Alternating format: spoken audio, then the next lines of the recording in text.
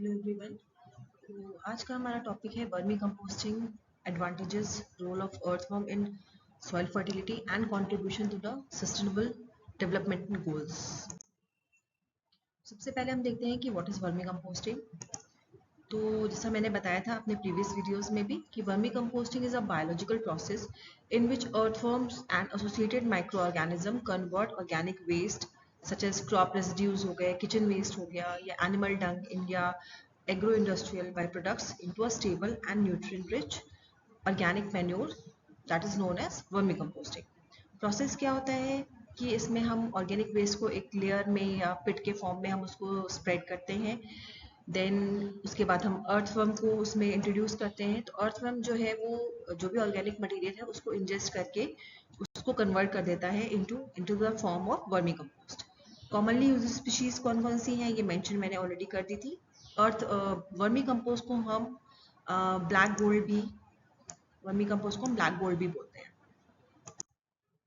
ठीक है, ये वर्मी कंपोस्टिंग का कंप्लीट प्रोसेस दिया गया है। हाउ डज इट वर्क्स, इसके बेनिफिट्स क्या होते हैं, वर्मी कंपोस्टिंग प्रोसेस कैसे होता है, what is vermi composting, ideal conditions क्या क्या होती हैं। जिससे मैंने अपने प्रीवियस वीडियोस में भी बताया था कि वर्मी कंपोस्टिंग के लिए आइडियल कंडीशंस होती है कि temperature between 20 to 30 degree centigrade होना चाहिए and pH in between 6.5 to 7.5 approximate neutral pH होता है। और शेडी एरियाज में होना चाहिए। बहुत ज़्यादा वाटर का बहुत रेनी सीजन या इस तरीके की चीज़ें नहीं होना चाहिए कि बहुत ज़्यादा वाटर लॉगिंग हो जाए। वाटर लॉगिंग नहीं होना चाहिए, ड्रेनेज प्रॉपर होना चाहिए। और बेनिफिट्स क्या होते हैं कि सॉइल की का एरेशन बढ़ता है, सॉइल की क्वालिटी इंक्रीज होती है, इको फ्रेंडली होता है सबसे इम्पॉर्टेंट। तो जो भी हमारे केमिकल पेस्टिसाइड हैं उनके जगह पर हम इसको वर्मी कंपोस्ट को हम एज अ फर्टिलाइज़र की तरह हम यूज़ करते हैं। ये इको फ्रेंडली भी है। और क्योंकि अर्थवर्म होते हैं तो सॉइल का एरेशन बढ़ता है, सॉइल की क्वालिटी बढ़ती है, ये सारी चीज़ें होती हैं। और दूसरा जो भी हमारा ऑर्गेनिक वेस्ट है वो भी एक तरीके से हम यूटिलाइज कर ले रहे हैं through the process of vermi composting, जो भी हमारा ऑर्गेनिक वेस्ट है। क्या क्या एडवांटेजेस हैं मैंने जैसे बताया, इम्प्रूव सॉइल फर्टिलिटी, जो भी नाइट्रोजन फॉस्फेट या पोटेशियम का रेशियो होगा या माइक्रो न्यूट्रिएंट्स होंगे वो इंक्रीज हो जाएंगे। उसके बाद केमिकल फर्टिलाइज़र को हम कम कर सकते हैं क्योंकि हम काऊ डंग और हमारे ऑर्गेनिक वेस्ट को हम यूज़ कर रहे हैं as a fertiliser. Cost effective होता है, लो टेक्निक, कोई बहुत ज़्यादा इसमें टेक्निक रिक्वायरमेंट नहीं होती है। नॉर्मल फार्मर्स जो होते हैं वो उसको आसानी से बना सकते हैं। सॉइल की पोरोसिटी बढ़ाता है, सॉइल में वाटर रिटेंशन को इंक्रीज करता है। इको फ्रेंडली वेस्ट मैनेजमेंट का प्रोसेस है ये हमारा। Pathogen and weed seed free process है।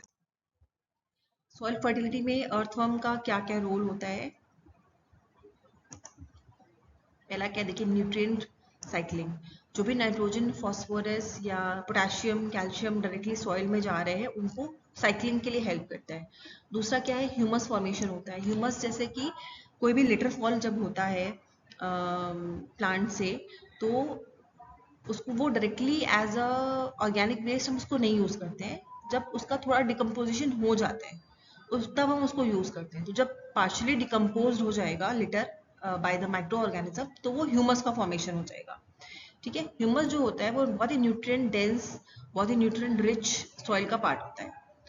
वाटर इनफिल्ट्रेशन, अब जैसे कि अर्थवर्म है उसने बरोज फॉर्मेशन करेंगे, जब वो अर्थ सॉइल में रहेगा तो वो बरो फॉर्मेशन करेगा, तो बरो के थ्रू वाटर का इनफिल्ट्रेशन भी हो जाएगा और ड्रॉट रेजिलियंस भी होगा, ड्रॉट नहीं होगा। सॉइल एरिएशन से मैंने बताया, कास्टिंग करेगा अर्थवर्म, बरोज फॉर्मेशन करेगा तो सॉइल का एरिएशन भी बहुत प्रॉपर हो जाएगा। माइक्रोबियल एक्टिविटी को इंक्रीज करेगा, सॉइल का स्ट्रक्चर भी इम्प्रूव करता है।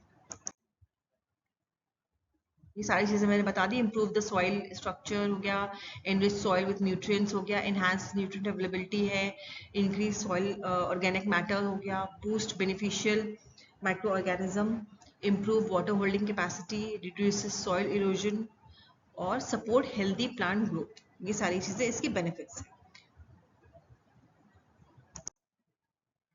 कॉमन अर्थवर्म स्पीशीज मैंने 3 बताई थी, रेड रेगुलर हो गया, अफ्रीकन नाइट क्रॉलर हो गया एंड ब्लू वर्म।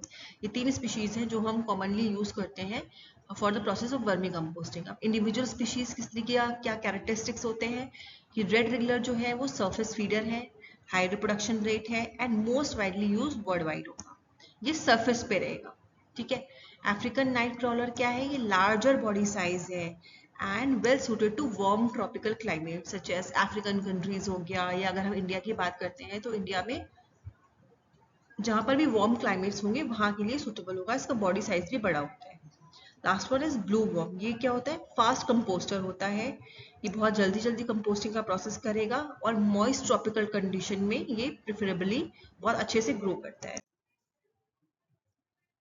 ये मैंने सारी स्पीशीज शो कर दी हैं कि कौन कौन सी स्पीशीज हैं हमारी वर्मी कंपोस्टिंग के लिए हेल्प करती हैं। पहले जैसे मैंने बताया था, ये रेड रिगलर हो गया हमारा, रेड रिगलर हो गया, मोस्ट वाइडली यूज्ड है, सरफेस ड्वेलिंग है और रैपिड रिप्रोडक्शन है। फिर ये हो गया हमारा रेड वर्म, ये क्लोजली रिलेटेड होता है रेड रेगुलर से, हाईली एफिशिएंट होता है डिकम्पोजिशन में और ऑर्गेनिक रिच बेडिंग थ्राइव्स करता है, ideal for the continuous vermi composting. अगर हम एक लार्ज स्केल पे वर्मी कंपोस्टिंग कर रहे हैं और हम कमर्शियल स्केल पे वर्मी कंपोस्टिंग कर रहे हैं तो उसके लिए रेड वर्म जो है वो आइडियल अर्थवर्म की स्पीशीज होती है। अफ्रीकन नाइट क्रॉलर, ये लार्ज बॉडीड होता है और ऑर्गेनिक वेस्ट को बहुत एफिशिएंटली कन्वर्ट करता है, वार्म क्लाइमेट के लिए प्रिफर करता है। ठीक है। Next is Indian blue worm है, commonly used in tropical and subtropical regions में होता है, फास्ट ग्रोथ है इसकी, efficient in converting organic matter into compost.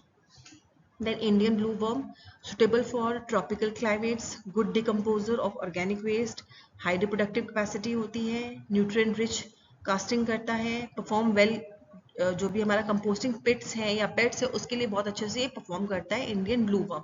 जो 3 मेथड्स हैं वर्मी कंपोस्टिंग के, बेड मेथड या पिट मेथड या टैंक मेथड, तो अगर बेड या पिट मेथड है तो उसके लिए इंडियन ब्लू वर्म बहुत अच्छे से परफॉर्म करता है।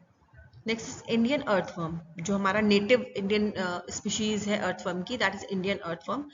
तो ये हेल्प करती है improve soil aeration, soil structure के लिए, और वर्मी कंपोस्ट यूनिट में बहुत अच्छे से परफॉर्म करती है।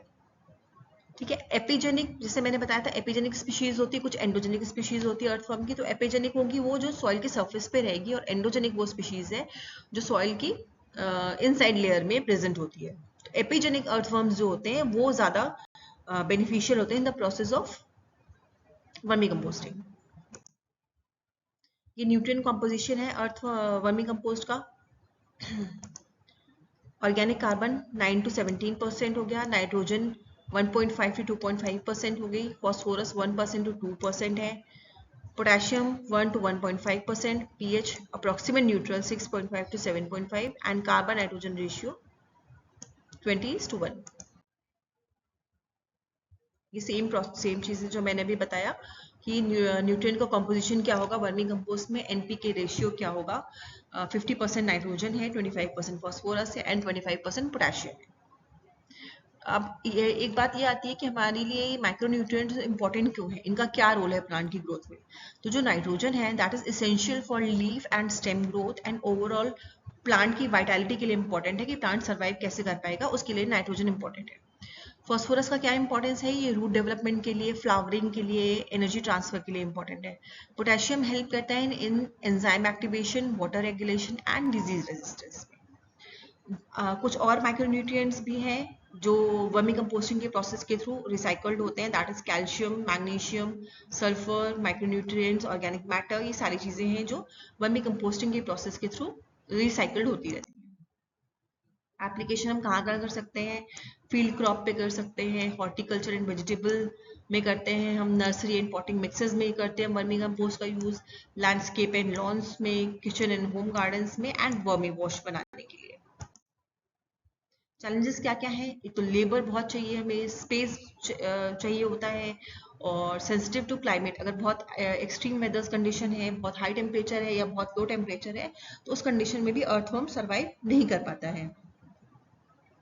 स्लोअर टर्न डाउन होता है कि कंपैरेटिव टू अगर हम देखें केमिकल फर्टिलाइजर के जो फैक्ट्रीज में फॉर्म हो रहे हैं उसके कंपैरिजन में अप्रोक्सीमेट 45 to 60 डेज लग जाते हैं वर्मी कंपोस्ट फॉर्मेशन के लिए, तो ये स्लोअर टर्न डाउन होता है।